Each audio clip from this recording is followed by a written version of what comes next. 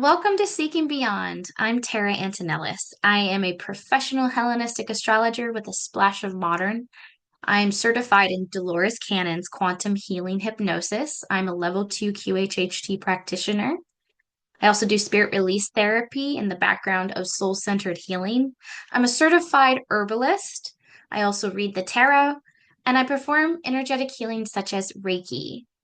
Thank you for tuning in. Here at Seeking Beyond, we talk about the paranormal, astrology, and metaphysical. Thank you for being here. Enjoy.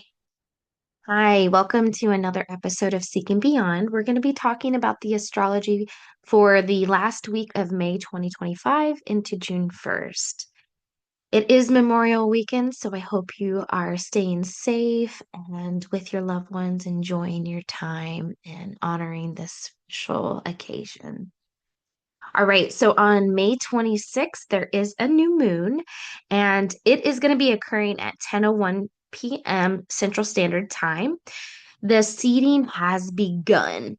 So new moons are about new beginnings and a seed being planted to mature over the cycle of this lunation.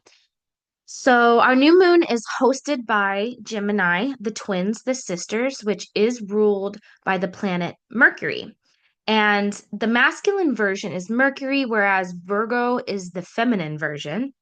And we can experience newness in our mental capacities, fresh ideas, new insights, starting new projects, launching networking systems such as collaborative ideas, podcasting, streaming. When it comes to how we communicate, we could potentially witness upgrades in a tangible sense. So, thinking tech-based equipment, conversations that can resolve misunderstandings that we've made, saying yes to collaborations and presenting themselves in a light of social gathering. So social networking and peopling in general, it's a flow state that's occurring and it's ready to align opportunities and people that are in those adventures connecting. So, an affirmation that we can use during this new moon as I express my truth with clarity, I open my mind to learn, to adapt, and grow. I attract aligned ideas, collaborations, and conversations. This would be a great time to journal. Any type of ritual that you do around this new moon would be very impactful if it has some form of communication, such as writing or speaking, chanting. This action has some extra emphasis behind it because it is a supermoon. And so it's amplifying that energetic influence that it has. And so, yeah, anything related to the throat chakra as well would be particularly potent when it corresponds with this new moon. All right, May 27th, the following day, on Tuesday, we have Mercury in Gemini trining Pluto in Aquarius. So the messenger god is in union with Hades, and there's a mental power and transformation collaboration taking place. Mercury's curiosity and intellect and the depth and intensity of Pluto meet in a conducive, constructive way. There is a power behind this transit that is connected to our words. Our words hold weight, our speech. And so, knowing that there's a persuasive element as well that we hold with our words, there's an impact that can have on a large scale with how we articulate ourselves. There isn't a better time to sign contracts or make negotiations or have some sort of dialogue that's in reception to one another. There is a transaction taking place and it's influential. It can shift our perspectives. This could have us encountering conversations that are super deep and they crack us wide open and show those vulnerabilities. What Pluto brings to this, because Pluto is in the depth of the underground, it holds all those things that are buried that we cannot see.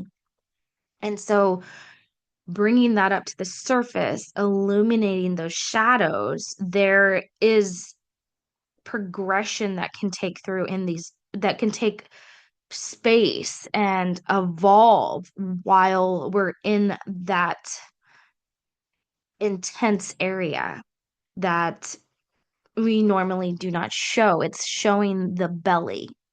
And it can involve our communication and as well. And so that you could see progressive upgrades in our tech that can show up that way. With Aquarius involved, that there's a nature of AI that could be developing, and anything futuristic. It has that kind of vibe of progression and evolvement. We're laying it on thick with the Gemini energy. On Thursday, May 29th, the sun then aligns with Mercury in a conjunction in the heart of the sun. So when Mercury's energies are in the heart of the sun, they're amplified and purified by the sun's brilliance. And um, whatever energy, whatever planet is in the heart of the sun, those energies will be amplified. So we've already got all this mercurial energy and it's just being more intensified. So when we have this occurring in Mercury's domicile of Gemini, it amps up the potency and makes this an even more particularly powerful placement for communication, adaptability, and our intellect and mental agility. So this is generally a positive combination with the Sun and Mercury, but there is a potential for an inflated ego if it's left unchecked and unmanaged. It's important to keep yourself rooted in and having an open mind and listening to other people around you and not getting so solely focused on yourself. The mutable signs our Gemini, Virgo, Sagittarius, and Pisces placements are more prone to having a wake up call, per se, and significant shifts for them during this time. But for the most part, look forward to heightened mental agility and new communications, new understandings, and opportunities around them. June 1st, Sunday, we have Venus conjunct Chiron in Aries. So, love, values, relationships with our healing, our wounds, and our personal courage brought together on a stage of fiery independence. Watch for old wounds resurfacing at this time. Um, Old wounds related to our heart, our appearance, our physical appearance, trauma around past relationships, or feelings of unworthiness. Pay attention to cycles that may be witnessed at this time. If you're noticing patterns, is there a particular pattern standing out more than others? And do you need to confront needs of external validation? Aries provides courage and determined initiation. So that can reflect as an urge to really be progressive about our own personal healing and taking actions towards it. There's no passive energy when it comes to this. So rather than relying on others to fix it, fix yourself. There is a self empowerment that is underlined in this energy, and it can help us take the initiative to begin the healing process and own it. There's a transmutation. The ultimate energy behind This healing process is to alchemize it and transmute it, create transformation behind this, and overall use it as wisdom. It's experience gained and sharing it with others. There's also art and beauty that is related to Venus involved here. So, our creative expression. If you feel drawn to your own personal outlet, whether that be painting, poetry, any kind of personal creative expression, your own outlet, and having that energy channel and pour through you can be very cathartic at this time. You may not feel this head on, straight forth. This could be something that's repressed and you don't even really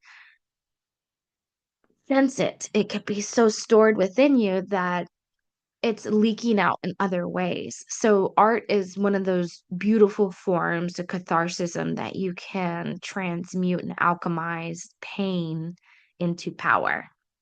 I hope everyone has a very magical week ahead and enjoy this new moon. And until next time, thank you. Bye.